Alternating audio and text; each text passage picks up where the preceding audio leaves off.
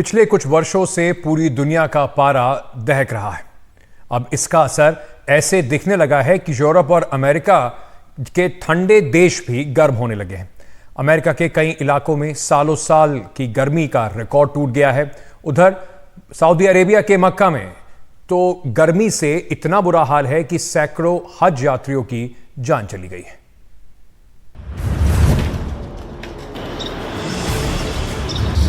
ये गर्मी भारत से आगे पूरी दुनिया के लिए कैसे खतरा बन गई है, उसको इस बात से समझिए कि अमेरिका ने करोड़ों लोगों को चेताया है कि लू से जरा बचकर रहिए। और मक्का में हज के दौरान तो 577 लोगों की प्रचंड गर्मी के कारण मौत हो गई। सऊदी अरब पहली बार ऐसे तप रहा है कि वहां गर्मी की वजह से बीमारियों और परेशानियों ने 550 से ज्यादा हज यात्रियों की जान ले ली। इनमें 323 मिस्र के नागरिक थे, जबकि 60 श्रद्धालु जॉर्डन से थे।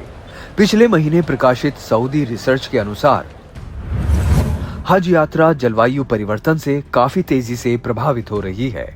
रिसर्च में यह भी कहा गया है कि जहां पर हज होता है वहां पर तापमान हर दशक में 0.4 डिग्री सेल्सियस बढ़ता जा रहा है।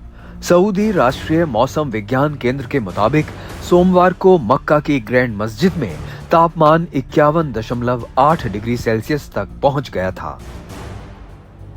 मक्का तो मक्का, झुलसाने वाली गर्मी से अमेरिका भी हक्का बक्का है। लू के कारण मंगलवार को अमेरिका ने करोड़ों लोगों के लिए स्वास्थ्य अलर्ट जारी किया है। गर्मी के मौसम के शुरुआती हफ्ते में ही शिकागो समेत कई शहरों में गर्मी के रिकॉर्ड बन रहे हैं। फिनिक्स में शनिवार को तापमान 44.4 डिग्री सेल्सियस तक पहुंच गया। मध्य पश्चिम के राज्यों में सोमवार को भीषण गर्मी पड़नी शुरू हो गई है, जिसे राष्ट्रीय मौसम सेवा ने खतरनाक और लंबी अवधि की गर्मी की लहर कहा है। इसके कम से कम शुक्रवार तक आयोवा से मेन तक फैलने की आशंका है।